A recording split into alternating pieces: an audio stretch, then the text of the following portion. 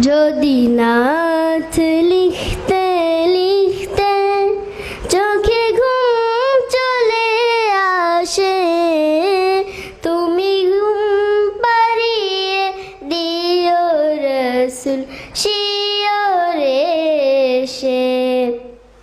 যদি নাথ